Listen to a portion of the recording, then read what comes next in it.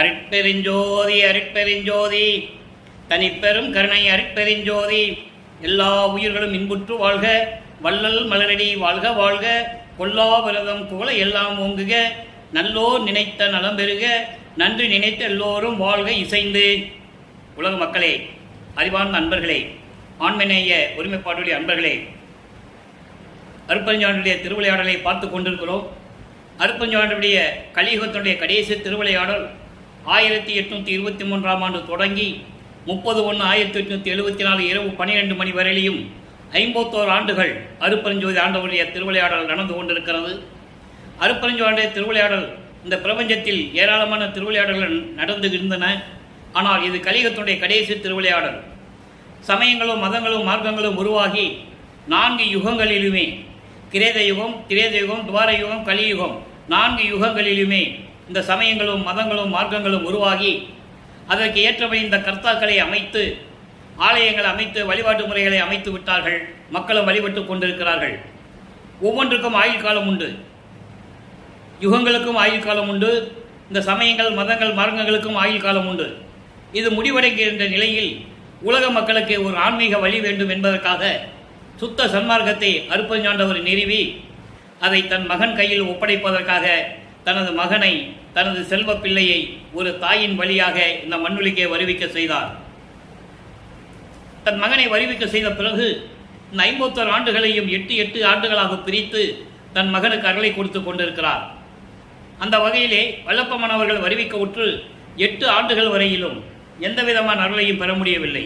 முதல் 8 எந்த விதமான பிரயோஜனமும் இல்லாமல் பயனற்று போய்விட்டன.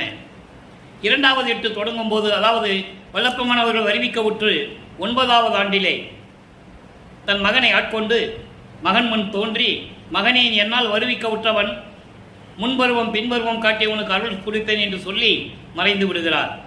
இறைவன் ஆட்கொண்ட பிறகு இறைவனால் வருவிக்க உற்றவன் என்ற நிலை அவருக்கு தெரிகிறது. ஞானம் பிறக்கிறது. அப்போ 9வது ஆண்டிலிருந்து 12 ஆண்டுகளுக்குள் அவர் இறைவனை நினைத்து முறையீடு செய்கிறார். அதுதான் திருவருள் முறையீடு உதயமாகிறது. திருவருள் முறையீடு மொத்தம் 232 பாடல்களை கொண்டது. ஒவ்வொரு பாடலிலும் இறைவனுடைய நிலையையும், அதாவது இறைவன் எப்படியெல்லாம் இருந்தார் என்ற நிலையையும், இந்த சமயங்களும் மதங்களும் மார்க்கங்களும் இந்த 4 யுகங்களிலுமே கலியுகத்துடைய கடைசியிலே தான் வல்லப்பமானவர்கள் வருவிக்க உற்றார். 5/10/1823ஆம் ஆண்டு. கலியுகம் 1900 ஆண்டுகளிலே முடிந்து விட்டது. இப்போ அப்படி வருவிக்க உற்ற பிறகு இந்த சமயங்களும் மதங்களும் மார்க்கங்களும் இறைவனை எப்படியெல்லாம் சொல்லிக் கொண்டிருந்தன. சைவ சமயத்தை சேர்ந்த தலைவர்கள், அதாவது சிவபெருமான், நடராஜன், தியாகராஜன் போன்ற சைவ சமயத்தை சேர்ந்தவர்களை இறைவன் என்று அழைத்துக் கொண்டிருந்தார்கள். அதன் பிறகு வைஷ்ணவ சமயத்தை சேர்ந்தவர்கள் பிரம்மன், திருமால், ருத்திரன் இல்லை, பிரம்மன், திருமால், இந்திரன். ருத்திரன் சைவ சமயத்தை சேர்ந்தவர். இவர்களெல்லாம் இப்படி சமயங்களை வழிபட்டு கொண்டிருந்தார்கள். அந்த காலகட்டங்களில் நமது பிள்ளை பெருமான்கள் வருவிக்க உற்று இவர் சைவ குலத்தில் இருந்ததனால், இந்த உலகத்திலே, இந்த பூலோகத்திலே ஒரு சைவ குலத்தில் பிறந்து வந்ததனால், அதாவது வருவிக்க உற்றதனால் இவரும் சைவ நிலையில் இருந்து கொண்டிருக்கிறார். அப்போ சிவபெருமான் என்றும் தியாகராஜ பெருமான் என்றும் நடராஜன் என்றும் பாடிக்கொண்டிருக்கிறார். அப்போ அந்த நிலையில் இருக்கும்போது 9வது ஆண்டிலிருந்து 12 ஆண்டுகளுக்குள் திருவருள் முறையீடு நடைபெறுகிறது. அதிலே 109வது பாடலில் நாம் பார்க்கிறோம். பாடலை நல்லா கவனிங்க. பாடல் உங்களுக்கு புரியாவிட்டாலும் கூட இறைவன் கொடுத்த விளக்கம் மிகவும் எளிமையாக இருக்கும். கண்ணார் முதல் செங்கரும்பே நின் பொன்னருள் கால்மலரை, நின் பொன்னருள் கால்மலரை எண்ணாத பாவி இங்கு ஏன் பிறந்தேன். நல்ல கவனிக்கணும். இறைவனிடம் கேட்கிறார், வருவிக்க உற்றவன் என்ற நிலையை என்று அறிவித்துவிட்டு மறைந்து விட்டாயே, அதன் பிறகு நான் படுற துன்பம் எப்படி இருக்கிறது என்பதை அங்கே குறிப்பிடுகிறார். இங்கு நான் ஏன் பிறந்தேன்? நின்னை ஏற்றுகின்றோர் உண்ணாத ஊனும் உடுக்கா உடையும் உணர்ச்சி அற்றும் நன்னாத நெஞ்சமும் கொண்டு உலகோர் முன்னர் நானுறவே. இது பாடல். பாடலுடைய விளக்கம் பாருங்க.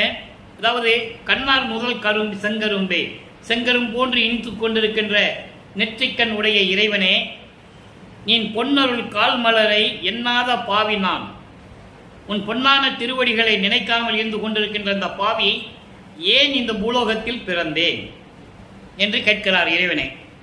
நீ தானே வருவிக்க செய்தாய், நான் ஏன் பிறந்த சொல்லு அப்படின்னு கேட்கிறார். நின்னை ஏற்றுகொன்றோர் உண்ணாத உண்ணும் உடக்கா உடையும் உணர்ச்சி சற்றும் நன்னாத நெஞ்சமும் கொண்டு உலகோர் முன்னர் நான் உறவே.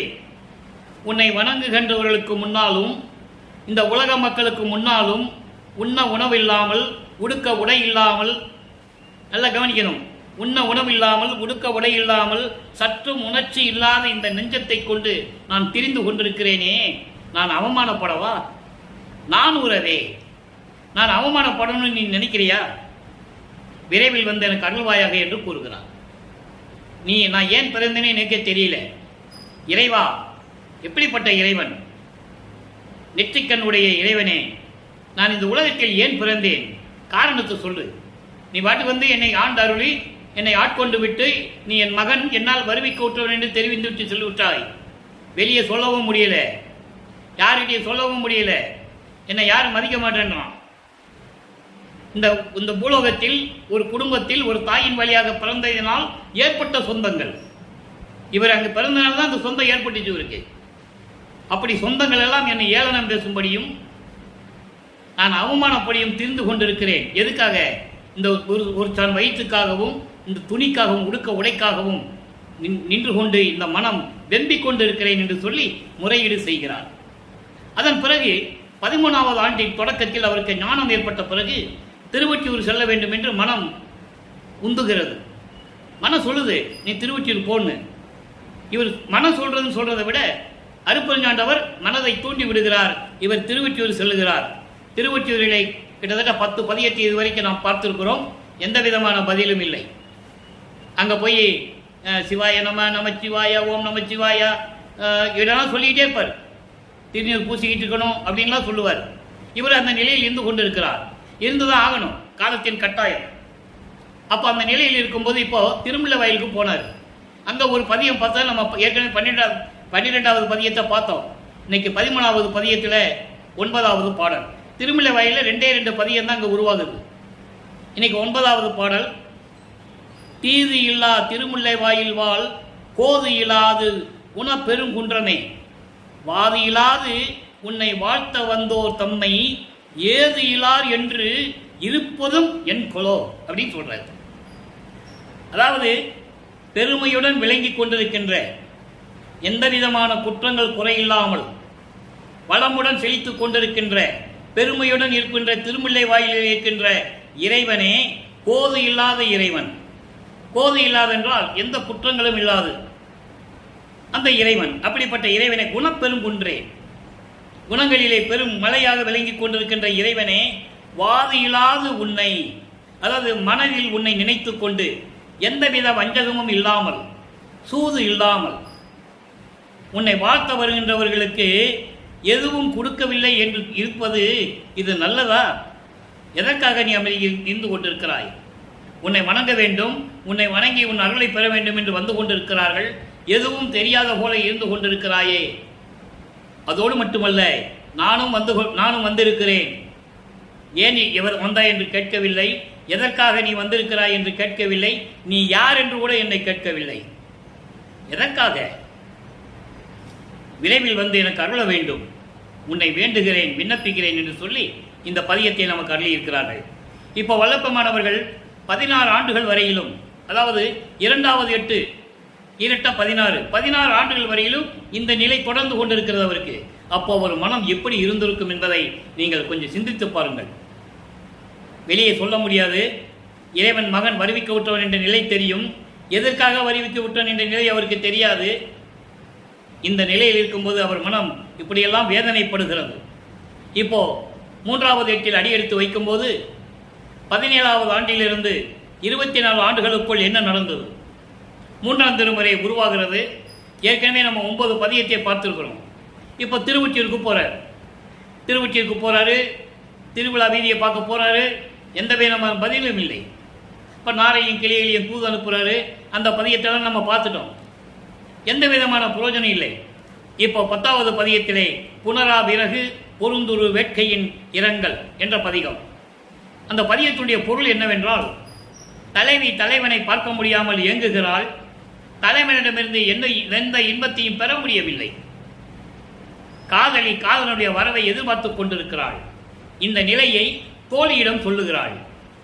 தோழியிடம் சொல்லுவது போல ஒரு பெண் காதலித்தால் அதனுடைய நிலையை தோழியிடம்தான் கூறுவாள். அந்த நிலையில் இருந்து கொண்டு தன்னை தலைவியாகவும் இறைவனை தலைவனாகவும் தியாகராஜ பெருமானை தலைவனாகவும், அப்போ தியாகராஜ பெருமான் தான் சொல்லணும், அருப்பெருஞ்சோதி அப்பருக்கு தெரியாது. தியாகராஜ பெருமானை தலைவனாகவும் தோழியை அதாவது உள்ளத்தை தோழியாகவும் வர்ணனை செய்து உலக மக்களுக்கு தெரிவிக்கிறார்கள். 24 ஆண்டுகள் வரையிலும் எந்த விதமான அருளை பெற முடியவில்லை என்ற மன வருத்தத்தை இந்த பாடலிலே கூறுகிறார். நல்ல கவனிங்க. ஏன்னா பாடலை சொல்லி தான் விளக்கம் சொல்லணும். இது கதையாகவோ கற்பனையாகவோ அருப்பெருஞ்சாண்டுடைய திருவிளையாடலை சொல்ல முடியாது. அதே போல நமது பிள்ளை பெருமான் வல்லப்பெருமானுடைய நிலையை ஒரு கதையாக சொல்ல முடியாது. அதை அவருடைய நிலையை பாடலிலே கூறியிருக்கிறார்கள். அதை மக்களுக்கு விளக்கிக் கொண்டிருக்கிறேன். இந்த வள்ளலார் ஊழியன் மலையை வளைத்தார், மால் விடை மேல் வந்தார், வந்து என் வலையினோடு கலையை வளைத்தார் ஒற்றியில், என் கணவர் என்னை கலந்திலரே. கணவர் என்றே சொல்லுகிறார். தன்னை மனைவியாகவும் இறைவனை கணவராகவும் வர்ணனை செய்கிறார்.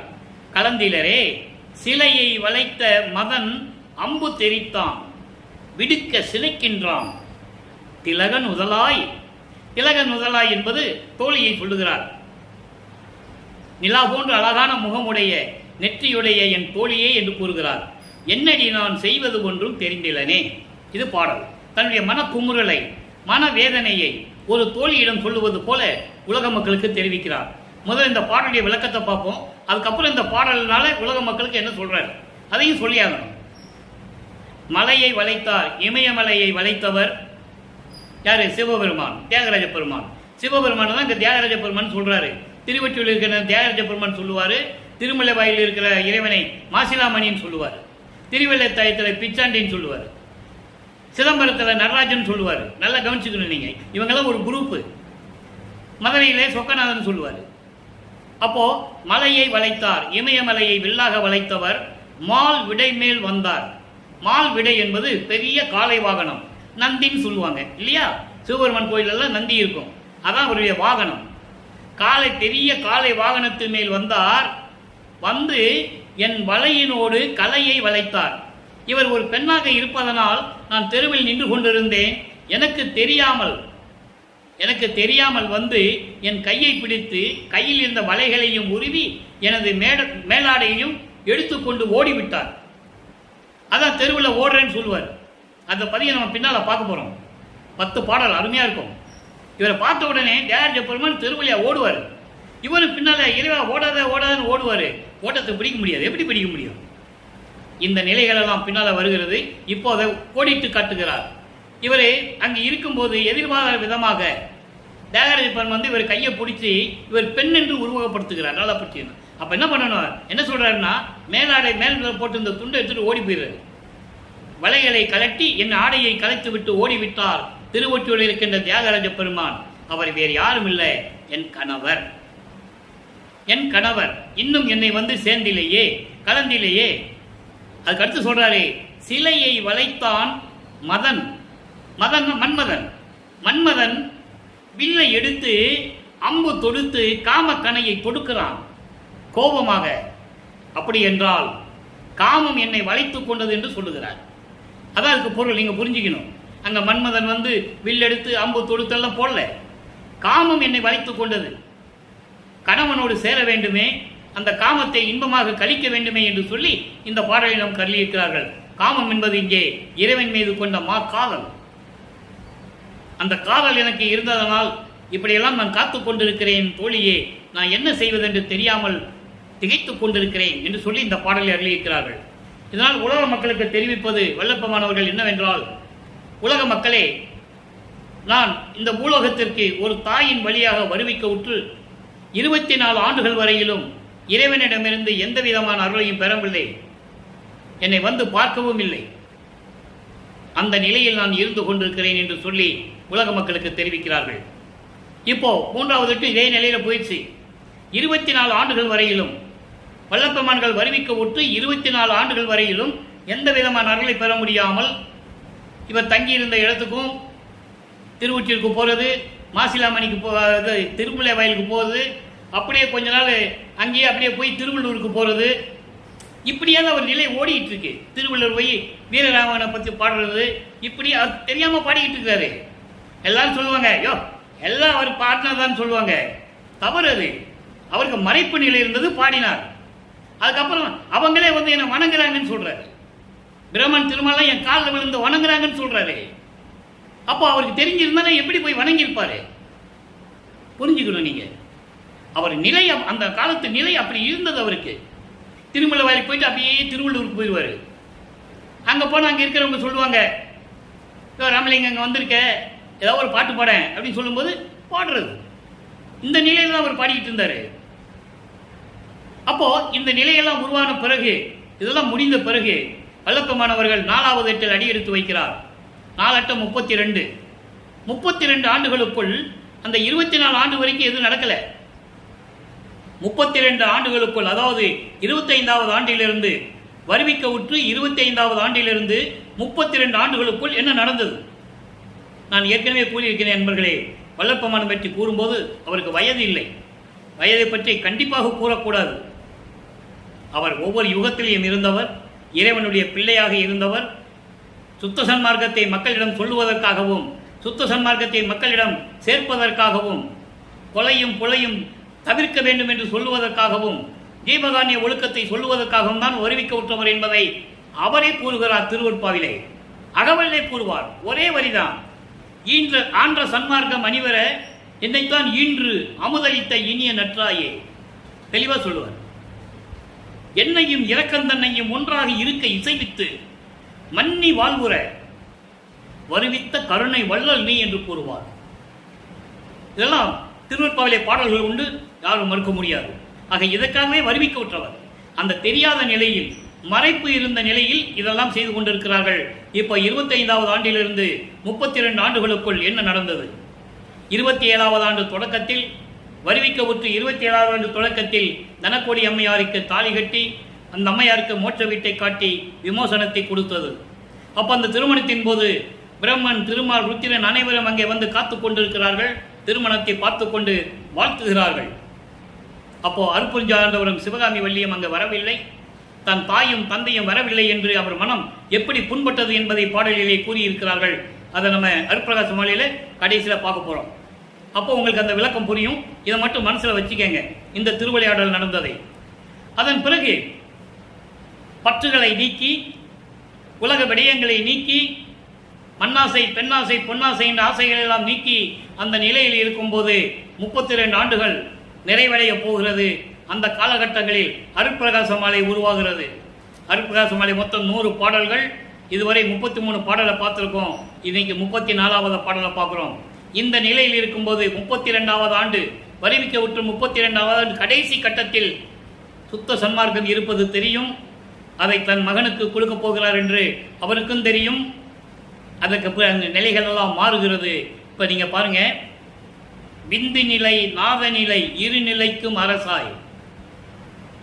விந்து நிலை, நாத நிலை, இரு நிலைக்கும் அரசாய் விளங்கிய நின் சேவடிகள் மிக வருந்த நடந்து. இப்போ என்ன பண்ணாரு? இது வரைக்கும் எந்த விதமான புரோஜனம் இல்லை. அதனால மனம் பயங்கரமாக கோபம் வந்துருச்சு அவருக்கு. வீட்டுக்குள்ள உட்காந்து கதவை பூட்டி தாப்பா போட்டார். வந்தான் திறந்து வரட்டும் சொல்லி தாப்பா போட்டார். இப்போ அது என்ன நடக்கிறதுனால இப்போ நம்ம பார்த்துக்கிட்டு இருக்கோம். விந்து நிலை, நாத நிலை, இரு நிலைக்கும். விந்து என்பது ஒளி, ஒளி என்பது லைட்டு, நாதம் என்பது ஒளி, அது சவுண்டு.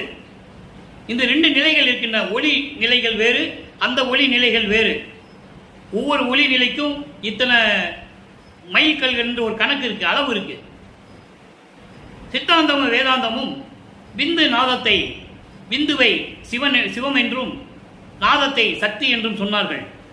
சிவமும் சக்தியும் சேர்ந்தது என்று சொன்னார்கள்.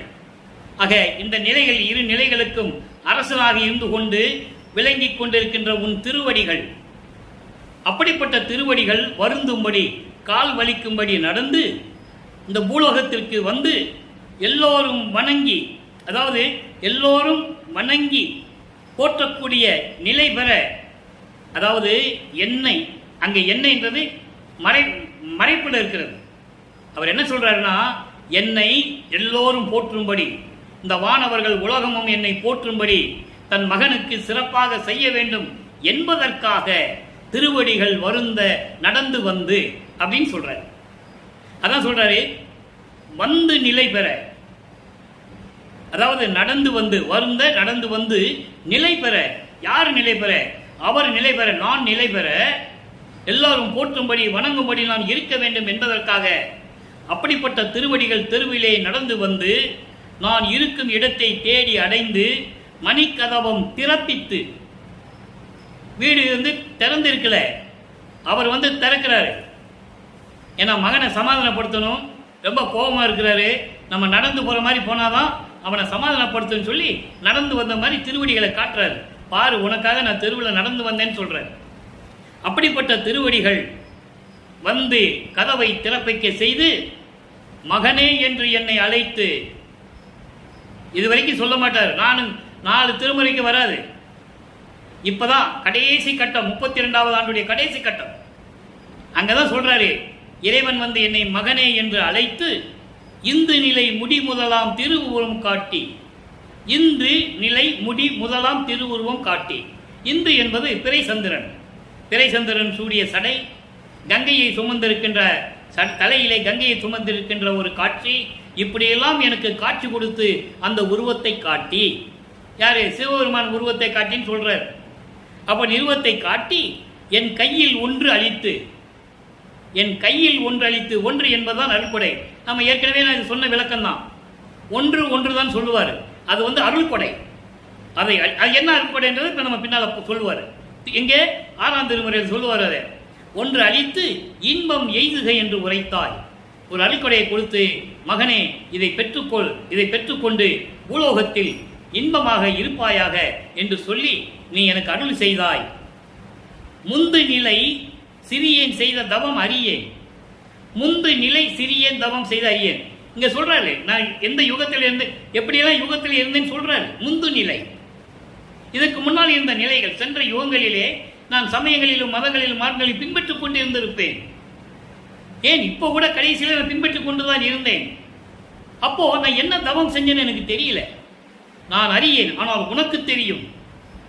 பொதுவில் முத்தர் மனம் திட்டிக்க நிறுத்தமிடும் பொருளே. முத்தியடைந்தவர்கள், கர்ம சித்தி யோக சித்தியை பெற்றுக்கொண்டு முத்தியடைந்தவர்கள், அவர்கள் மனம் உள்ளம் கழிக்க அருளனம் செய்து கொண்டு திருவிளையாடல் செய்து கொண்டிருக்கின்ற இறைவனை என்று சொல்லி இந்த பாடலை அருளியிருக்கிறார்கள். ஆக இறைவனை பார்க்காத நமது பிள்ளை பெருமான் அவர்கள் இப்போது இறைவனே வந்து வீடு தேடி வந்து கதவை திறக்க வச்சு மகனை என்று அழைத்து ஒரு அருள் கொடையை கொடுத்து பூலோகத்தில் இருப்பாயாக என்று சொல்லி இதெல்லாம் சொல்லிவிட்டு மறைந்து விட்டார். சரியா? இப்போ இது நிலைகள்லாம் முடிஞ்சது.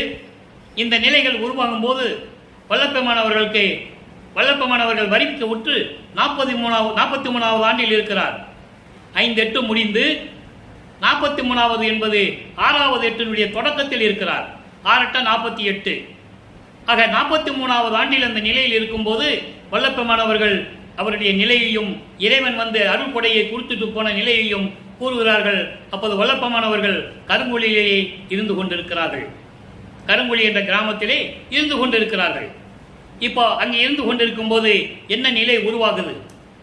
இன்னும் ஒரு சித்தி வளாகம் மேட்டுக்குப்பம் வரல, இங்கே தர்மசாலையை கட்டலை, அப்புறம் கோர்ட்டுக்கு நீதிமன்றத்துக்கு போகலை, சித்தி வளாகத்துக்கும் போகலை. நல்லா நீங்கள் ஞாபகம் வச்சுக்கணும். இந்த நிலைகள்லாம் எப்படி உருவாகுது, எப்படி இது உருவாச்சுன்றதை நம்ம கடைசியில் பார்க்க போகிறோம்.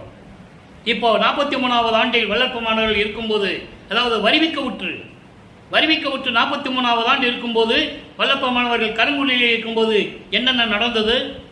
அங்கே அருட்பெருஞ்சாண்டவர் தன் தந்தை எப்படியெல்லாம் வந்து மகனை காண வருகிறார், இவர் எப்படி இறைவனை வரவேற்கிறார், 2 பேரும் சேர்ந்து கொண்டு எப்படி உரையாடுகிறார்கள், அந்த நிலையெல்லாம் மக்களுக்கு தெரியப்படுத்த வேண்டும். இப்போ 6ஆம் திருமுறை உருவாகிறது. அதில் அருள் விளக்க மாலை தொடக்கம், அருள் விளக்க மாலை பதிகம் 37 24வது பாடல். இதுவரை 23 பாடல் விளக்கத்தை பார்த்துருக்கோம். இன்னைக்கு 24. நல்ல கவனிங்க. இறைவன் அருட்பெருஞ்சாண்டவர் தன் மகனை அடிக்கடி பார்க்க வந்தது கருங்குழியிலே. நல்ல மனசில் நீங்கள் வச்சுக்கணும். இப்போ மேட்டுக்குப்போ சித்தி சித்தி விளையாட இப்போ கணக்கிலேயே வராது. அப்போ அடிக்கடி அடிக்கடி நல்லா கவனிக்கணும். அடிக்கடி அவர் அங்கே வர்றது அங்கதான். அடிக்கடி என் அகத்தினும் புறத்தினும் சோதி அருள் உருவாய் திரிந்து திரிந்து அருள்கின்ற பொருளே. ரெண்டு வரிக்கு விளக்கம் சொல்றேன், அப்பதான் உங்களுக்கு புரியும். அப்போ விண்ணுலகத்திலிருந்து பூலோகத்துக்கு வருவதும், பூலோகத்திலே வந்த மகனை சந்தித்து விட்டு போவதும், இப்படி அடிக்கடி அருப்பெருஞ்சோதி வடிவில் அருஜோதி அருள் உருவாய் அருப்பெருஞ்சோதி வடிவில் என் உள்ளத்திலும் அகத்தினும் புறத்திலும் வந்து திரிந்து திரிந்து அடிக்கடி வந்து என்னை சுத்தி சுத்தி சுத்தி வந்து எனக்கு அருள்கின்ற பொருளே அருப்பெருஞ்சோதியே. அடுத்து படிக்க அளவில் மறைமுடி மேல் ஆகமத்தின் முடிமேல் பதிந்த பதம் வேதங்களின் ஆகமங்கள். வேதங்கள் 4: ரிக்வேதம், யசுர்வேதம், சாமவேதம், அதர்வண வேதம். ஆகமங்கள் 28 நூல்கள். இவருடைய விளக்கங்களுக்கு மேல் விளக்கமாக விளங்கி கொண்டிருக்கின்ற உனது திருவடிகள். அப்படிப்பட்ட திருவடிகள் என் முடிமேல் பதித்த தனிப்பதியே, என் தலைமையில் வைத்து எனக்கு ஆசீர்வாதம் செய்து எனக்கு வரம் கொடுத்த என் தனிப்பதியே, சுத்த சன்மார்க்கத்தின் தலைவனே, அருப்பெருஞ்சோதி ஆண்டவரே என்று சொல்லுகிறார். அதாவது இவர் படுத்திருப்பாரு, இவருக்கு தெரியும் இறைவன் தந்தை மகனை பார்க்க வராரு, இவர் தூங்குற மாதிரி நடிக்கிறார். அவருக்கு தெரியும் இவன் நடிக்கிறான்னு, இறைவனுக்கு தெரியும், இவருக்கும் தெரியும் அவர் வராரு, என்ன பண்றான்னு பார்க்கலான்னு. அப்போ இவர் இந்த பக்கம் படுத்து தலையை இந்த பக்கம் வச்சிருக்கிறாரு. அவர் அருப்பெருஞ்சாண்டவர் இவர் தலை வச்சிருக்க பக்கத்துல அவருடைய திருவடியை தலை மேல வைக்கிறார். திருவடியை வச்சு அவர் அந்த பக்கம் படுகிறார். இவரு ஏதோ தலையில வந்து தட்டுப்படுன்னு சொல்லி அந்த திருவடியை தட்டி விடுற, காலை தட்டி விடுறாரு. காலை தட்டி விட்ட உடனே இவன் விளையாடுறான்னு சொல்லி திருப்பி காலை வைக்கிறாரு. திருப்பி காலை தட்டி விடும்போது காலை அவரால் எடுக்க முடியல, தெரிஞ்சு போச்சு அவருக்கு. அப்படியெல்லாம் எனக்கு ஆசீர்வாதம் கொடுத்து என் தலைமையில் திருவடியை வைத்து எனக்கு அருளியே என் தந்தையே என்று சொல்லுகிறார். அடுத்து சொல்லுகிறார் பொடி கனக திருமேனி. பொடி கனக திருமேனி. பொடி கனக திருமேனி என்பது தங்க தூள்கள், பொன் தூள்கள், துகள்கள். பொன் துகள்களை கையில் எடுத்த எப்படி மின்னும், தக தக தக தகன்னு மின்னும். பொடி கனகத்தூள் திருமேனி. அப்படி பொன் துகள்குள் மின்னுகின்ற அந்த திருவுருவத்தை காட்டி அடுத்து சொல்ற பாருங்க, திருமணம் கற்பூர பொடி மனத்தோடு. திருமணம் கற்பூர பொடி மனத்தோடு, கற்பூர மனம் வீசுகின்ற ஞான தேகத்தோடு. அதான் சொல்றாரு இங்க, அருள் வல்லமை படைத்த கற்பூர மனம் வீசுகின்ற ஞான தேகத்தோடு. எப்படி சொல்றாரு பாருங்க, ஞான தேகத்துக்கு கற்பூர மனம் உண்டு. அதான் இங்க சொல்றாரு, ஞான தேகத்தோடு அகமும் புறமும் புது மனம் செய்யும் அமுதே. அப்படியெல்லாம் என்னை ஆட்கொண்டு அருள் கொடுத்து கொண்டிருக்கின்ற அமுது போன்ற இறைவனே, அருப்பெருஞ்சோதியை என்று சொல்லுகிறார். அடுத்து அடிக்கனக அம்பலத்தே. அடிக்கனக அம்பலத்தே பொற்சபை. பொற்சபையில் சிற்றபையில் திருச்சிற்றம்பலத்தில் இருக்கின்ற பொற்சபை. நல்ல ஞாபகம் வச்சுக்கணும் நீங்க. திருச்சிற்றம்பலம் என்பது ஒரு தெய்வம் இருக்கின்ற இடம், அம்பலம் என்று சொல்லுவார்கள். சித்தாந்தமும் வேதாந்தமும் அதை தான் கூறிக்கொண்டிருந்தன. இவர்தான் அதை பிரித்து சொல்லுகிறார். திருச்சிற்றம்பலம் என்பது பொற்சபையும் சிற்றபையும் கொண்ட அம்பலம், அதான் திருச்சிற்றம்பலம் என்று சொல்லுகிறார். அப்படி அங்கே திருவிளையாடல் செய்து கொண்டு ஆடல் புரியும் அரசே, ஆடல் புரியும் அரசே, திருவிளையாடல் செய்து கொண்டிருக்கின்ற இறைவனே, என் அலங்கள் அணிந்த அருளே, நான் பாடுகின்ற பாடலையும் விண்ணப்பங்களையும் முறையீடுகளையும் ஏற்றுக்கொண்டு எனக்கு அருள வேண்டும் என்று சொல்லுகிறார். ஆக விண்ணப்ப அருள் விளக்கமாலை சொல்லிட்டாரு. சொன்னா அவர் இங்க வரணும். எங்க சுத்த சிவஞான வெளியிலிருந்து, விண்ணுலகத்திலிருந்து சுத்த சிவஞான வெளியிலிருந்து அருப்பெருஞ்சோதி மகனை பார்க்க வரணும். இப்போ வர்றார். வந்து அதுடைய வரவை எப்படி சொல்றான்னு பாருங்க. 43வது பதிகம் இறை திருக்காட்சி, 4வது பாடல். உணர்ந்தவர் உள்ளம் போன்று என் உள்ளத்தில் அமர்ந்த ஒரு பெரும்பதியை. உணர்ந்தவர்கள் உள்ளம், இறைவனை பற்றி உணர்ந்தவர்கள். அருப்பெருஞ்சோதியை உணர்ந்தவர்கள் யார்? சுத்த சன்மார்க்கத்தை சேர்ந்தவர்கள். சுத்த சன்மார்க்கத்தை சேர்ந்தவர்கள் அருப்பெருஞ்சோதி உணர்ந்திருப்பார்கள். அவர்கள் உள்ளத்தில் இறைவன் இருப்பார். காரணம், கொலையும் புலையும் தவிர்த்தவர்கள், உயிர் நேயத்தோடு இருக்கின்றவர்கள், உயிர் இரக்கமுடையவர்கள், சுத்த சன்மார்க்கத்தை சார்ந்ததான் இருக்க முடியும். அப்படிப்பட்ட உள்ளத்தில் இருக்கின்ற இறைவனே, என் உள்ளத்தில் அமர்ந்த ஒரு பெரும்பதியை, அதே போன்று என் உள்ளத்தில் அமர்ந்த ஒரு பெரும்பதி, பெரிய கடவுள், முதல்வன் என்று சொல்லுவார், முன்னானவன் என்று சொல்லுவார், ஆதியம் அந்தமில்ல அருப்பெருஞ்சோதி என்று சொல்லுவார், அதாவது ஒரு பெரும் பதியை என்று சொல்லுகிறார்.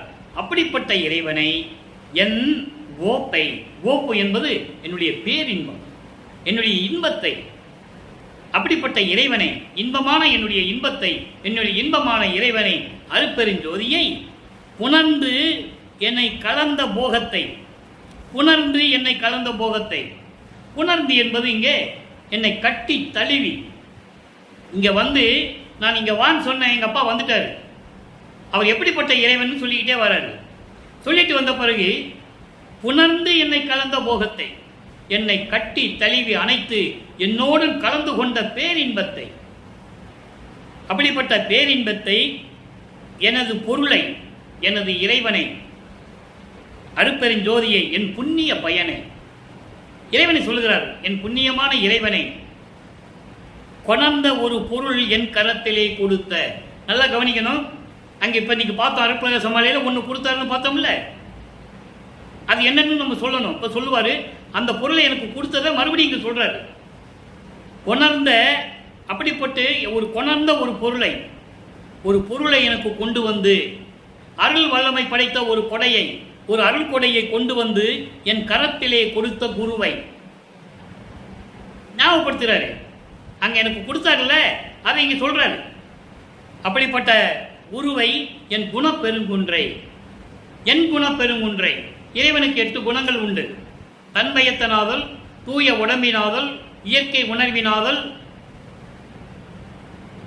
அதாவது பாசங்களை, இயற்கையாகிய பாசங்களை நீக்குதல், முற்றிலும் உணருதல், பேரின்பத்தில் உடைமை, முடிவில் ஆற்றல் உடைமை, வரம்பில் இன்பம் உடைமை. இப்படி 8 குணங்கள் உண்டு.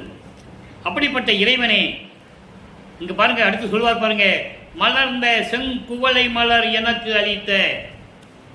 அங்கே கற்பூரமனம் வீசுகின்ற தேகத்தோட, ஞான தேகத்தோட வந்து சொல்வார். இங்கே செங்குவளை மலர், செங்குவல் மலர் எனக்கு அளித்த.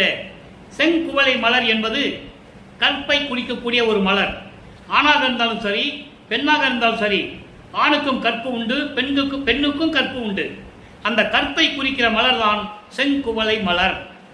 இதை ஏன் அதை சொல்றாருன்னா, யாருக்கும் கிடைக்காத இறைவன், யாருக்கும் இவ்வளவு அருளை கொடுக்காத இறைவன், யாரிடமும் கலந்து கொள்ளாத இறைவன். அப்படின்னா என்ன? அவர் நான் கற்பு தன்மையில் இருந்து கொண்டிருக்கிறேன் என்று சொல்லுகிறார். என்னை யாரும் இதுவரை தீண்டியதில்லை, நான் யாரிடம் போய் நின்றதில்லை. என் தந்தையே எனக்கு எல்லார்களையும் கொடுத்தவர். என் தந்தையும் யாரிடம் இரண்டரை கலந்து கொண்டதில்லை. அதை குறிப்பிடுவதற்கு தான் இங்கே சொல்லுகிறார், செங்குவளை மலர் அளித்த எனக்கு. நல்லா புரிஞ்சுக்கணும் நீங்க. அந்த நிலையில் இருந்து கொண்டு இருக்கின்ற இறைவனை யாரிடமும் பகிர்ந்து கொள்ளாத, யாருக்கும் இவ்வளவு அருளையும் கொடுக்காத தனிப்பட்ட நிலையில் இருந்து கொண்டு, அதான் கற்பு நிலை என்று சொல்லுகிறார், அதான் செங்குவளை மலர் என்று சொல்லுகிறார். அப்படி மலரை கொடுத்த எனக்கு இறைவன் அப்படின்னா என்ன அர்த்தம்? எனக்கு மட்டும். இதை நீங்க நிறைய இடத்துல பார்க்கலாம். எனக்கே எனக்கே என்றுதான் சொல்லுவார். அருளை கொடுத்ததை எனக்கே அளித்த சொல்லுவார். சாவாயிலு தந்தனம் உனக்கே ஆவாயன் அருளி அருப்பெருஞ்சோதி. அவர் மகன்கிட்ட சொல்லும் போது உனக்கு மட்டும்தான் கொடுத்தேன்னு சொல்லுவார். இவ்வளவு அற்புதமான நிகழ்வுகள் தந்தைக்கும் மகனுக்கும் நடக்கும். இவர் கேட்கிறாரு, நோவாமல் நோம்பு என்னை போல் நோற்றவரும், எஞ்ஞான்றும் சாகாவரம் என்னை போல் சார்ந்தவரும், தேவானின் பேரர்களை என்னை போல் பெற்றவரும், எவ்வுலகில் யார் உலர் சற்றே அறைன்னு கேட்கிறார். அறைன்னா சொல்லுன்னு கேட்கிறார். ஏன் மகனை இப்படி கேட்கிறேன்னு அவர் கேட்கிறார். பாடல்ல இருக்கே, நான் உன்னை நம்ப முடியாது, நீ திருவிளையாடல் செஞ்சுட்டு இருக்குவேன், எனக்கு தெரியாம நீ யாருக்காவது கொடுத்துருந்தேன்னா கேட்கறது நியாயம் தானே? என்னையே மகனாக வருவிக்க விட்டு இத்தனை ஆண்டுகளும் திருவிளையாடல் செஞ்சையே எப்படி நம்புறது? சொல்லுன்னு கேட்கிறார். உடனே அவர் சொல்றாரு, பதில் சொல்றாரு. அந்த பதிலை கொண்டு வந்து அகவல்ல சொல்றாரு, சாவா நிலை இது தந்தனம் உனக்கே, உனக்கு மட்டும்தான் மகனே, நான் யாருக்கு கொடுக்கலன்னு சொல்றேன். ஆவா என அருளி அருப்பெருஞ்சோதி. இவ்வளவு உரையாடல்கள் தந்தைக்கும் மகனுக்கும் அங்கே கருமொழியிலே நடந்து கொண்டிருக்கிறது. அதுக்கு பிறகு பாருங்க, இறை திருக்காட்சி முடிச்சாச்சு. இப்போ யாருடைய இரண்டர கலக்காத இறைவன் கன்னித்தன்மையில் இருக்கின்ற இறைவன் என்று சொல்லுவார். அதை பாடலிலே உண்டு. கன்னித்தன்மை என்பது யாருக்கும் கொடுக்காதது, எனக்கு மட்டும் கொடுத்ததுன்னு சொல்றதுதான் கன்னித்தன்மை. அந்த நிலையிலிருந்து கொண்டு கொடுத்து விட்டார். இப்போ இறைவனை அப்படிப்பட்ட இறைவன் கொடுத்துட்டு போயிட்டாரா? நல்லா கவனிங்க. கொடுத்துட்டு போயிட்டாரு. இவர் என்ன சொல்றது? இறைவன் எனக்கு இவ்வளவுதான் கொடுத்துட்டு போயிட்டான்னு சொல்லி அதை அந்த இன்பத்தை சொல்லுகிறார், அந்த நிலையை சொல்லுகிறார். எப்படி சொல்றார்? இறைவனை ஏத்தும் இன்பம். 4வது பாடல். கருத்தனே கருத்தனே எனது கருத்தினைக்கு இசைந்த கணவனே கணவனே என்கோ. கணவனே ஆட்கொண்ட இறைவன், அதை கணவனாக சொல்லுகிறார் அவ்வளவு உரிமையோடு. ஒருத்தனே எல்லாம் உடைய நாயகனே, ஒரு தனி பெரியனே என்கோ. திருத்தனே எனது செல்வமே, எல்லாம் செய்யவல்ல சித்தனே என்கோ. நிறுத்தனே எனக்கு பொருத்தனே என்கோ. நிறையருள் ஜோதி நின்றனையே என்று சொல்லுகிறார். விளக்கம் என்னன்னா, கருத்தனே என்பது அருப்பெருஞ்சோதியே. அருப்பெருஞ்சோதி இறைவனே, எனது கருத்தினுக்கு இசைந்த, எனது உள்ளத்திற்கு இசைந்த, என் விருப்பத்திற்கு இசைந்த கணவனே என்று நான் உன்னை சொல்லுவதா? ஒருத்தனை என்று சொல்லுவதா? பிரபஞ்சத்தின் ஒரே கடவுள் என்று நான் உன்னை சொல்லுவதா? எல்லாம் உடைய நாயகனை என்று சொல்லுவதா? ஒரு தனி பொருள் என்று சொல்லுவதா? தனிப்பெரும் தலைமை பதியை என்று உன்னை நான் சொல்லுவதா? திருத்தனை என்று சொல்லுவதா? திருத்தனை என்பது சுத்த சன்மார்க்கத்தின் தலைவன், சுத்த சன்மார்க்கத்தின் இறைவன். மற்ற மார்க்கங்கள் எல்லாம் மனிதர்களால் உருவாக்கப்பட்டது. சமயங்கள் எல்லாம் அப்படிதான் கர்ம சித்தி யோக சித்தி பெற்றவர்கள் உருவாக்கியது. சுத்த சன்மார்க்கம் இறைவன் உருவாக்கியது, அருப்பெருஞ்சோதி ஆண்டவர். அப்போ திருத்தனை என்பது சுத்த சன்மார்க்கத்தின் தலைவன் என்று சொல்லுவதா?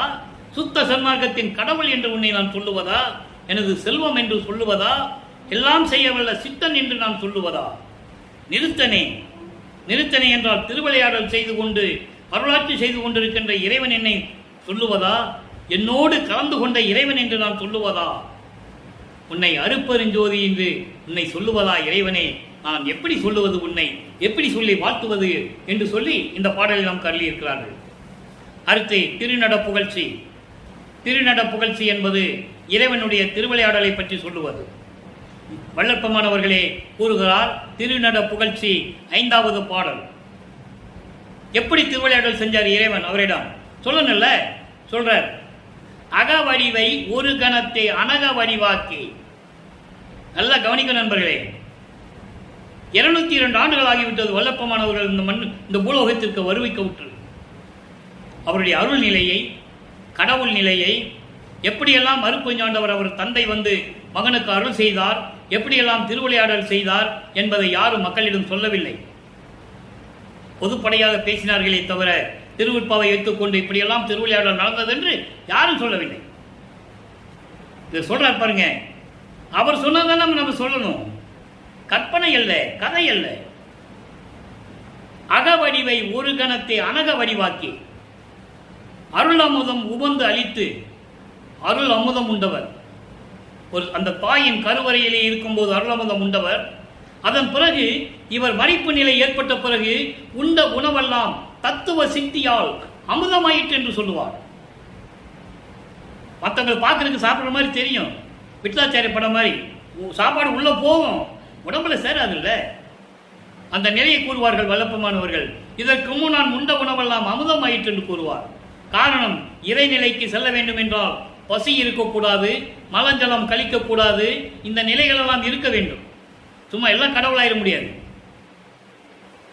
அருள் அமுதம் உவந்து அளித்து அடிக்கடி, அடிக்கடி என்பது அடிக்கடி திருவிளையாடல் செய்தென்று பொருள். அடிக்கடி வந்துட்டு போறவர். இவர் நினைச்சா வருவார், கூப்பிட்டா வருவார், திருப்பி போயிடுவார். அடிக்கடி என் உள்ளத்தே முகவடிவம் தன்னை காட்டி கழித்து நான் கழித்து உவந்திடவே. அங்க நான் என்றது மறைநிலையில் இருக்கிறது, மறைப்பு நிலை. நான் என்று அதை இடலை சேர்த்துக்கணும். நான் வியந்திடவே முடிவு அனைத்தும் உணர்த்தி ஒரு முன்னிலை இல்லாதே. முன்னிலை இல்லாதே அண்டர்லைன், அற்புதமான வரி அது. முன்னிலை இல்லாதே சுகவடிவில் தானாகி நானாகி நானும் தானும் ஒரு வடிவாகி. எவ்வளவு அற்புதமா சொல்றாரு பாருங்க. யார் சொன்னது இதை? அருள் வடிவாகி தனித்து ஓங்க புரிந்து சுக வடிவம் தன்னை அளித்த துரையே, என் உள்ளத்தே சுத்த நடம்புரிகின்ற சித்த சிகாமணியே. இதுதான் திருவிளையாடல்.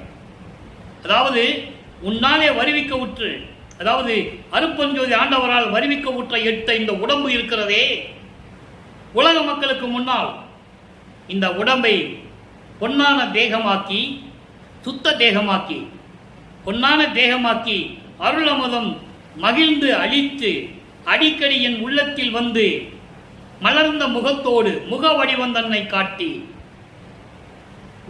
மலர்ந்த முகத்தோடு காட்டி நான் வியக்கும்படி மகிழும்படி முடிவு அனைத்தும் எனக்கு உணர்த்தி, முடிவு அனைத்தும் இந்த பிரபஞ்சத்தில் நடக்கக்கூடிய அத்தனை விஷயங்களுக்கு ஒரு முடிவு இருக்கிறது.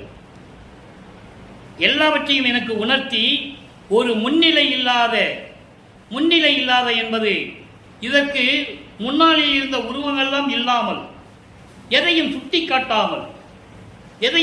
காட்டாமல், எதையும் எடுத்து கூறாமல், எல்லாவற்றையும் நீக்கி, ஏனென்றால் இவர் சமயங்களும் மதங்களும் மார்கள் கடந்து வந்த நிலை. அது மகனிடம் எதுவும் அவர் சொல்லுவதில்லை. ஏற்கனவே அவர் சொல்லிட்டாரு, எல்லாம் என்னால் ஏற்பட்டது மகனே, நீ வருந்தாதே, நீ எந்த குற்றமும் செய்யவில்லை. இவர் சொல்லுவாரு, நான் குற்றம் செஞ்சேனே சொல்லுவாரு. அதுக்கு அவர் சொல்லுவாரு, மகனே நீ எந்த குற்றமும் செய்யவில்லை, என்னால தானே நீ அங்கு இருந்தாய், நான் தானே உன்னை அங்கு இருக்க வைத்தேன், நான் நினைத்தபடியே நீ பரிபூரணமாக நடந்து கொண்டிருக்கிறாய். தெளிவா சொல்றாரு, என் மனம் மகிழும்படி நீ பரிபூரணமாக நடந்து கொண்டிருக்கிறாய் மகனே, நீ எந்த குற்றமும் செய்யவில்லை என்று சொல்லுவார். அதை தான் சொல்றாரு, அந்த நிலைகள் எல்லாம் எனக்கு சுட்டி காட்டாது. இப்படியெல்லாம் நீ இருந்துட்டு வந்தவன் தானே சுட்டி காட்டுவாங்கல்ல, அதெல்லாம் சுட்டி காட்டாது. சுக வடிவந்தனில் தானாகி இந்த பூலோகத்திற்கு வந்து பேரின்பமான வடிவத்தில் தானாகி எனக்கு அருளி, நானாகி, நானும் தானும் ஒரு வடிவமாகி. எவ்வளவு அருமையா சொல்ற பாருங்க. அதான் ஒரு பாடல சொல்லுவாரு, நான் தானானான், தான் நானானான், நானும் தானுமானோம் என்று சொல்லுவார். பெற்றேன் என்றும் இரவாமை பேதந்த விருந்தே இறைவன் என்னை உற்றை கலந்தான் என்று சொல்லுவார். இதெல்லாம் நிறைய நிலைகள் பாடல்கள்லாம் இருக்கு. அப்படி அவரும் நானும் வேறு வேறு இல்லாம ஒன்றான நிலையில் என்று கூறுகிறார். வேற ஒன்றும் இல்லை, அவர் வேறு இல்லை, நான் வேறு இல்லை, அருப்பஞ்சாண்டவர் வேறு இல்லை, நான் அந்த வளர்ப்பமான் வேறு இல்லை, நாங்கள் ரெண்டு பேரும் ஒண்ணுதான். அந்த நிலையில், ஒன்றான நிலையில், அதான் ஒருமை நிலை என்று சொல்லுவார். அப்படிப்பட்ட நிலையில் எனக்கு தனித்து சிறப்போடு எல்லா அருளையும் கொடுத்து பேரருள் கொடுத்த சுக வடிவம் தன்னை அளித்த துரையே. சுக வடிவம் என்பது முத்தேகம், இறைவன் இருக்கின்ற முத்தேகத்தையும் எனக்கு கொடுத்து, சுத்த தேகம், புரண தேகம், ஞான தேகம், மூன்று தேகத்தையும் அளித்த துரையே, என் உள்ளத்தை சுத்த நடைமுறைகின்ற, சுத்த சம்மார்க்கத்தை பெற்ற பிறகுதான் சுத்த நடமன்னு சொல்லுவார். அதுக்கு முன்னால நடைமுறைகின்ற, ஆடல் புரிகின்ற இப்படிதான் சொல்லுவார். 4ஆம் திருமுறை வரைக்கும் சுத்த சம்மார்க்கத்தை பெற்ற பிறகுதான் சுத்த நடைமுறைகின்ற சித்த சிகாமணியை. சுத்த சன்மார்க்க நிலையில் இருந்து கொண்டு திருவிளையாடல் செய்து கொண்டிருக்கின்ற என் உள்ளத்தில் இருக்கின்ற சுத்த சன்மார்க்க தலைவனை என்று சொல்லுகிறார். ஆக இறைவன் 9 ஆண்டுகள் வரைக்கும் அருள் செய்யாத இறைவன் அதன் பிறகு 32 ஆண்டுகள் வரைக்கும் எப்படி நடந்தது, அதன் பிறகு இறைவன் கதவை திறந்து கொண்டு எப்படி அருளை கொடுத்தார், அதுக்கப்புறம் எப்படி சுத்த சிவஞான வெளியில போய் சுத்த சன்மார்க்கத்தை பெறுவதற்காக சென்றார், அதன் பிறகு அங்கே பொற்றவை சிற்றவையுடைய சத்தியஞான சபை நடுவிலே இருத்தி நடுவிலே உட்கார வைத்து ஒரு சிம்மாசனத்தை கொடுத்து நடுவிலே உட்கார வைத்து இவன் மகன், என் மகன் என்று அங்கீகாரம் கொடுத்து 5 தொழில்களையும் வருங்காலத்தில் இவன் தான் செய்ய போகிறான் என்று விண்ணுலகத்திற்கு அறிவித்து அங்கே பிரமணம் திருமாலும் போன்றவர்களெல்லாம் வந்து வாழ்த்த, இதெல்லாம் நம்ம பார்த்துட்டோம். சரியா? அப்படி நிலையில் இருக்கும்போது இப்போ இங்க வந்த பிறகு, பூலோகத்துக்கு வந்த பிறகு இறைவனுடைய திருக்காட்சி எப்படி இருந்தது, எப்படிப்பட்ட இறைவன், எப்படியெல்லாம் திருவிளையாடல் செய்தான் என்பதை இப்போ திருநடர் புகழ்ச்சியிலே பார்த்தோம். எல்லாம் பார்த்துட்டு இப்போ 51 பெறா பேரு என்றால் யாரும் பெற முடியாத பாக்கியம் எனக்கு கிடைத்தது என்று சொல்லுகிறார். பாடல் 5. அன்புடைய என் அறிவே, அருளுடைய பொருளே, அம்மே, என் அப்பா, என் ஐயா, என் அரசே. இனிமேதான் நீங்க நல்லா கவனிக்கணும். துன்புடைய உலகரெல்லாம் சுகமடையார் ஆக துன்மார்க்கம் தவிர்த்தருளி சன்மார்க்கம் வழங்க. யாருக்கு? மகனுக்கு கொடுக்கறதுக்கு வராரு. அதாவது துன்புடைய உலகரெல்லாம், உலக மக்கள் எல்லாம் துன்பம் அடைத்துக் கொண்டிருக்கிறார்கள். காரணம், துன்மார்க்கத்தில் இருக்கிறார்கள். சமயங்களிலும் மதங்களிலும் மார்க்கங்களில் இருக்கின்ற கொண்டு துன்பப்பட்டுக் கொண்டிருக்கிறார்கள். அவர்களை சுத்த சன்மார்க்கத்தில் சேர்த்து சந்தோஷமாக இருக்க வேண்டும் என்பதற்காக, சுத்த சன்மார்க்கத்தை என்னிடம் கொடுப்பதற்காக வழங்க இன்புடைய பேரருளி எனக்கு எல்லா அருளையும் கொடுத்து இங்கு நான் அந்த பூலோகத்தில் என்னை பொருள் செய்து அளித்த, என்னையும் மகனாக வருவிக்க செய்து, பொருள் செய்து அளித்த என்னையும் ஒரு பொருட்டாக என்னை மகனாக இந்த பூலோகத்திற்கு வருவிக்க செய்து எனக்கு எல்லா அருளையும் கொடுத்த என் அமுதே, என் உறவே, என் தந்தையே, எனக்கு இனிய துணையே. ஆக உலக மக்கள் எல்லாம் துன்பப்பட்டுக் கொண்டிருக்கிறார்கள். சமயங்கள், மதங்கள், மார்க்கங்கள், ஜாதிகள், சாத்திர குப்பைகள் என்று சொல்லுவார். இவரெல்லாம் சிக்கிக்கொண்ட உலக மக்கள் துன்பப்பட்டுக் கொண்டிருக்கிறார்கள். இவர்களுக்கெல்லாம் சுத்த சன்மார்க்கத்தை கொடுத்து உலக மக்கள் எல்லாம் இன்பம் அடைய வேண்டும் என்பதற்காகவே என் தந்தை என்னை மகனாக இந்த பூலகத்திற்கு வருவிக்க செய்தார், எல்லாரையும் கொடுத்து விட்டார் என்று சொல்லுகிறார். இதைத்தான் கூறுவார், அகத்தை கருத்து புறத்தை வெளுத்திருந்த உலக அனைவரையும் சகத்தை திருத்தி சன்மார்க்கத்தை அடைவித்திட அவரும் இகத்தை பரத்தை பெற்று, பரம் என்றால் என்ன? எல்லா சுகங்களையும், எல்லா இன்பங்களையும், எல்லா செல்வங்களையும், நோயற்ற வாழ்வையும். அது ரொம்ப முக்கியம். செல்வம் இருந்து என்ன பிரயோஜனம்? நோயற்ற வாழ்வில் இருக்கணும்ல. நோயற்ற வாழ்வையும், இகத்தை பரத்தை பெற்று, இதெல்லாம் பெற்றுக்கொண்டு மகிழ்ந்திடுவதற்கென்றே என்னை உகத்தே இறைவன் வருவிக்க விட்டேன். இந்த யுகத்தில் நான் வருவிக்க விட்டது காரணம் என்ன? உலக மக்கள் சந்தோஷமா இருக்கணும், இன்பமா இருக்கணும், நோயற்ற வாழ்வில் இருக்கணும். அப்படின்னா என்ன பண்ணணும்? இவங்களால சுத்த சன்மார்க்கத்தில் சேர்க்கணும். சுத்த சன்மார்க்கம் உங்களுக்கு தெரியாது. பிரபஞ்சம் தோன்றிய காலத்திலிருந்து யாருக்கும் தெரியாது. அதனால எல்லாம் கர்ம சித்தி, யோக சித்தி, ஜீவ சமாதி, சமாதி, முத்தி, இப்படிதான் போனாங்க. யாரும் மக்களிடையும் சொல்லலை, தெரியாது.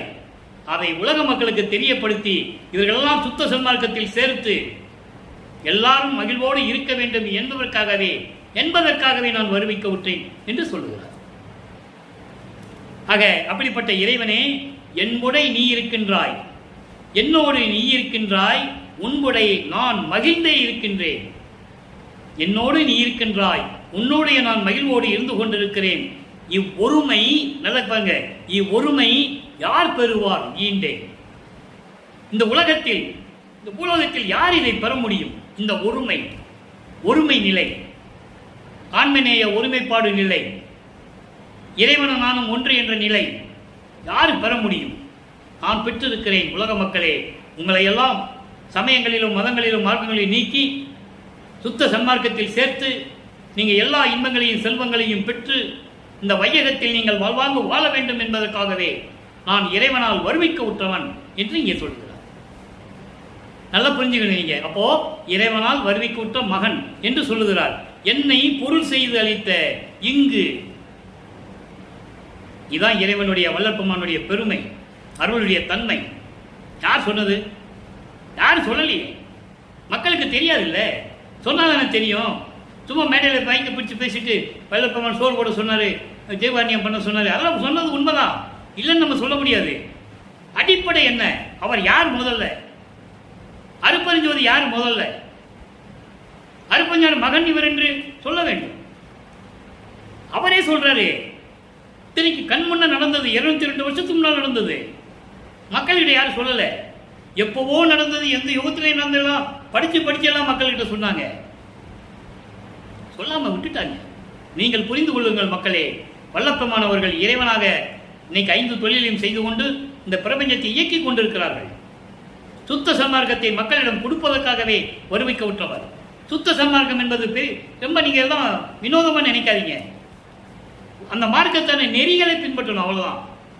சமயங்களையும் மதங்களையும் மார்க்கங்களையும் சாராத மார்க்கம், தனி மார்க்கம் இது. அந்த மார்க்கத்தில் இருந்துட்டு நீங்கள் என்ன வேணால் பண்ணிக்கலாம். திருநூறு பூசிக்கலாம், நமச்சிவாயா சிவாய நம்ம சொல்லி திருநூறு பூசிக்கலாம், அது அவங்களுடைய சுதந்திரம். வைஷ்ணவ சமயத்தில் நாம போட்டுக்கலாம், கோவிந்தா வெங்கடேசா பேசிக்கலாம், அது அவங்க நிலை. ஆனால் சுத்த சன்மார்க்கத்துக்கு வந்தால் அருப்பெருஞ்சோதி தான் கடவுள் என்ற நிலையை ஏற்றுக்கொள்ள வேண்டும். அதான் சுத்த சன்மார்க்கம்.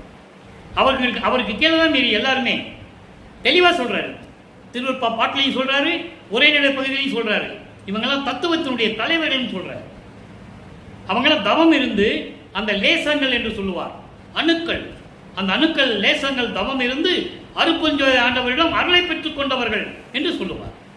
இறைவனுடைய அருளை பெற்றுக்கொண்டு இந்த வையகத்துக்கும் வானகத்துக்கும் மனம் போனபடி திரிந்தவர்கள். பாட்டில் இருக்கு, 6ஆம் திருமுறையில் இருக்கு, யாரும் மறுக்க முடியாது. மனம் போனபடி திரிந்தவர்கள். விளையாடா நின்ற சிறு பிள்ளை கூட்டம் என்று சொல்லுவார். விளையாட நின்ற சிறு பிள்ளை கூட்டம்னா என்ன? விளையாட கூட தெரியாது.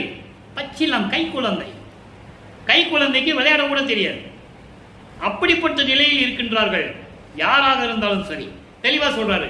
ருத்திரன், பிரம்மன், இந்திரன் முதல் அருகர் எல்லாருமே சொல்றாரு. தூதுவர்கள், புத்தர் கூட சொல்றாரு, பேரை வச்சு சொல்றாரு புத்தரை.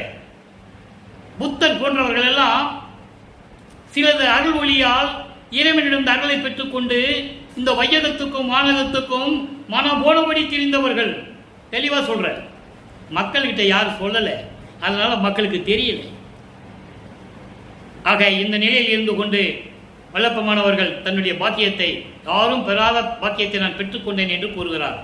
அடுத்து பாருங்க, அம்பலவாணர் அணைய வருகை என்ற பதிகம் 114வது பதிகம். ஆக்சுவலாக இந்த பதியத்துடைய பாடல் தான் நான் முதல்ல சொல்லியிருக்கணும். ஆனால் பதிகம் பின்னால் இருந்ததுனால இப்போ நான் சொல்கிறேன், நல்லா கவனிங்க. கலந்து கொள்ள வேண்டுகிறேன், நல்லா கவனிக்கணும். கலந்து கொள்ள வேண்டுகிறேன், காதல் பொங்குகிறது, என்னை புலந்து அறியேன், விரைகின்றேன், புணர்வதற்கு தருணம் இது. கூப்பிடுறாரு, நல்லா கவனிங்க. இதெல்லாம் நடக்கிறது எங்க நடக்குது? கருங்குழியில நடக்குது. கருங்குழியில நடந்து கொண்டு இருக்கிறது. அதுக்கப்புறம் தான் சித்தி விழாக்கத்தில் வந்து இறுதி கட்டது, கிளைமேக்ஸ். கடைசி 3 வருஷம் இருக்குல்ல, 6 8 48 போக 51 வருஷத்துல மீதி 3 வருஷம் இருக்குல்ல, அந்த 3 வருஷம் தான் கிளைமேக்ஸ், கடைசி கிளைமேக்ஸ். சபையை கட்டினது அங்கிருந்து தான் சபையை கட்டுறாரு. அதை நம்ம பின்னால் சொல்ல போறோம். அது எப்படி திருவிளையாடல் நடந்தது, எப்படி சபையை கட்டினார்ன்றதை நம்ம பின்னால் சொல்ல போறோம். இப்போ இந்த பாடல் இருக்க இந்த நிலையை மட்டும் தான் சொல்ல போறோம். வல்லப்பமானவர்கள் கருங்குழியில் இருந்த வரைக்கும் என்ன நடந்தது, சென்னையில் இருந்த வரைக்கும் என்ன நடந்ததுன்னு சொன்னோம்ல. அதுக்கப்புறம் விண்ணுலகம் போனாரு, சுத்த சன்மார்க்கத்தை வந்து வாங்கிட்டு நேர கருங்குழிக்கு தான் வந்துட்டாரு, நேர கருங்குழிக்கு தான் வர்றாரு. அப்போ அங்க வந்த பிறகு என்ன நடந்ததுன்னு இப்போ நம்ம பார்த்துட்டு இருக்கோம். அப்ப சொல்றாரு, கலந்து கொள்ள வேண்டுகிறேன், காதல் பொங்குகிறது, என்னை புலந்தறியேன், விரைகின்றேன், புணர்வதற்கு தருணம் இது, அளந்த விடத்து அருள்கின்றீர், அரை கணமும் இனி தரியேன், இளந்தை நறுங்கனியே, இளந்தை நறுங்கனி அணையீர், என்னுடைய நாயகரே அணையவாரி. கூப்பிடுற, உன்னை நான் கலந்து கொள்ள விரும்புகிறேன், வேண்டுகிறேன். எப்படி? காதல் பொங்குகிறது, உன்மேல் பாசம் பொங்கிவிட்டது எனக்கு. நான் கோபமாக சொல்லவில்லை இதை, உன்னை விரும்பி வேண்டி வர சொல்லுகிறேன், விரைவில் வருவாயாக, புணர்வதற்கு இதுதான் தருணம், நீ என்னோடு கலந்துவதற்கு இதுதான் தருணம் வான்னு சொல்றாரு. நீ அரைக்கணமும் தரிக்க மாட்டேன், வந்துடுன்னு சொல்றாரு. அவர் வந்துட்டார். வந்துட்டு மகனிடம் சொல்றாரு, மகனே இது நல்ல தருணம் அல்ல, இன்னும் நேரம் இருக்கு, நீ ஏன் கவலைப்படுற, இன்னும் நமக்கு நிறைய வேலை இருக்கு, நீ எத்தனை வருஷம் இருக்கு, இன்னும் 8 வருஷம் இருக்கு. இப்போ இதெல்லாம் நடக்கும்போது வல்லப்பமானவர்கள் வருவிக்க விட்டு 43வது ஆண்டு. வல்லப்பமானுக்கு வயது இல்லை, ஏற்கனவே சொல்லிட்டேன். வல்லப்பமான வயசு 43வது வயசு அப்படிலாம் சொல்லக்கூடாது, தப்பு. அது கடவுள் குற்றம், அது அவர் இறைவன். அதனால வருவிக்க விட்டது ஆண்டில் இருந்து, வருவிக்க விட்ட ஆண்டில் சொல்லணும். 43வது வயசுல நடக்கிறத சொல்றாரு. அப்ப அவங்க அப்பா சொல்றாரு, இன்னும் ஆண்டுகள் இருக்கிறது. அவர் அந்த 8 வருஷத்தை மனசுல வச்சுக்கிட்டு அருட்பெருஞ்சாண்டவர் சொல்றாரு, இன்னைக்கு காலம் இருக்கிறது மகனே அப்படின்னு சொல்றாரு. அதை சொல்றாரு. இது நல்ல தருணன்ற பதியத்துல சொல்றாரு, கோபமும் காமமும் குடிகட்டு போயிற்று, கொடிய ஓர் ஆங்காரம் பொடி பொடி ஆயிற்று. இதெல்லாம் நீக்கணும். நீக்கி எல்லாம் போனாதான் அவர் வந்து கலந்துக்க முடியும். தாபமும் சோபமும் தான் தானே சென்றது, தத்துவம் எல்லாம் என் வசம் நின்றது. அப்போ இறைவன் சொல்லிட்டு போயிட்டாரு, மகனே இது எந்த விதமான ஆட்சேபனை இல்லை, உன்னோடு நான் கலந்து கொள்வதற்கு இன்னும் காலம் இருக்கிறது, 51 ஆண்டுகள் கழித்துதான் இந்த நிலை நடக்க வேண்டும், இன்னும் நமக்கு நிறைய வேலை இருக்கிறது, நான் உன்னோடு கலந்து கொண்டால் நீ செய்ய வேண்டிய காரியங்கள் இன்னும் பாக்கி இருக்கு. எப்படி? சாலையை கட்டணும், நீதிமன்றத்துக்கு போகணும், அதை திருவொற்பாவை ஜெயிச்சு கொண்டு வரணும், சபையை கட்டணும், நிறைய வேலை இருக்கு மகனே. இப்போ நான் உன்னோட எப்படி கலந்துக்கிறது? கலப்போம், அதுக்கு நாள் இருக்கிறது. அதை தானே சொல்லுவார், எங்கே என் சாமி, என் துரை, என் உயிர் நாயகனார் இன்று நான் இருக்கும் இடத்தில் வந்து அமர்கின்றார். பின்சாரும் 2.5 நாளைகள் என் பேர் உடம்பில் கலந்து பிரியாது இருப்பார். அது எப்போ? சித்தி விழாதத்தில். அங்கதான் 2.5 கலப்பது. நல்லா புரிஞ்சுக்கிட்டீங்க. இப்போ வேண்டுற என்னோட வந்து கலந்துக்கோன்னு சொல்றாரு. அவர் அதுக்கு சொல்றாரு, இல்லை மகனே, இன்னும் காலம் இருக்கிறது, இன்னும் நீ செய்ய வேண்டிய காரியங்கள் நிறைய இருக்கிறது, இன்னும் நிறைய செயல் செய்யணுமே, அதெல்லாம் முடியட்டும், அப்புறம் தீர்மானிப்போம் என்று சொல்லி சென்று விடுகிறார்.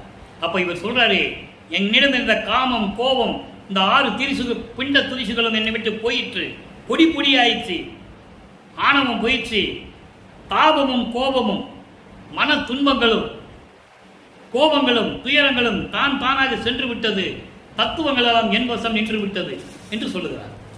அதைத்தான் சொல்வார், தத்துவங்கள் என் வசம் நின்று விட்டது என்று சொல்லிதான் அருட்பெருஞ்சோதி அட்டகத்திலே சொல்லுவார், தத்துவங்கள் அனைத்தையும் தனித்தனியாக கடந்தேன், தத்துவாதீத நிலையில் சித்தியல் முழுதும் தெரிந்தேன், அவை மேல் சிவநிலை தெரிந்திட சென்றேன். அங்க போறது சொல்றாரு. இதை மக்கள்கிட்ட யார் சொல்லல, பாட்டு படிக்க என்ன பிரயோஜனம்? மக்கள்கிட்ட சொல்லணும்ல. அப்பா வள்ளலார் இந்த மாதிரிலாம் சொல்லியிருக்கிறாரு. அவரு இந்த இங்க இல்லாத நேரத்தில் காணாம போயிட்டாரு, எங்கேயோ ஓடி போயிட்டாருன்னு சொல்றாங்க. அதெல்லாம் தப்புப்பா, அப்படிலாம் கிடையாது. அவர் விண்ணுலகத்துக்கு போயிட்டாருன்னு சொல்லணும். அகவல்ல சொல்றாரு, ஏனா நிலைமிசை என்றனை ஏற்றி 6 காட்டி அருட்பெருஞ்சோதி.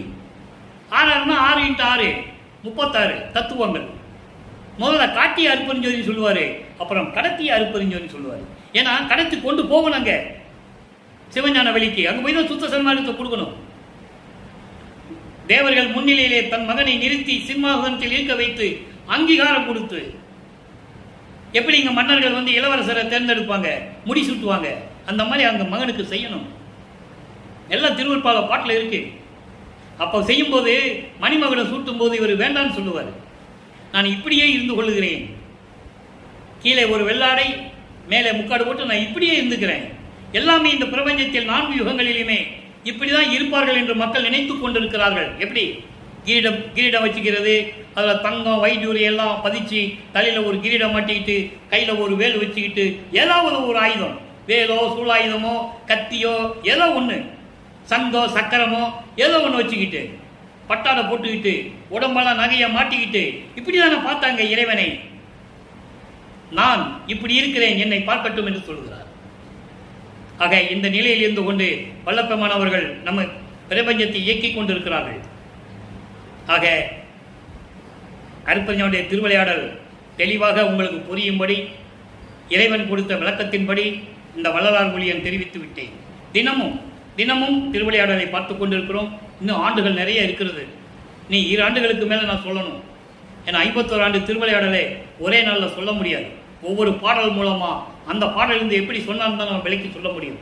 எனவே நீங்களும் சுத்த சன்மார்க்கத்தில் இணைந்து கொலையும் தவிர்த்து சைவ நெறியில் இருந்து கொண்டு இறைவனை வணங்கி இறைவனுடைய செல்வங்களையும் எல்லாம் பெற்றுக்கொண்டு இந்த வையகத்தில் வாழ்வாங்க வாழ வேண்டும் என்று வாழ்த்தி விடைபெறுகிறேன். இந்த வள்ளலார் ஊழியன். அருட்பெருஞ்சோதி தனிப்பெருங்கனை அருட்பெருஞ்சோதி. நாளையும் அருட்பெருஞ்சோதி திருவிளையாடல் தொடரும். கண்டு கேட்டு மகிழ்ந்து இறைவனுடைய அருளை பெற்றுக் கொள்ளுங்கள்.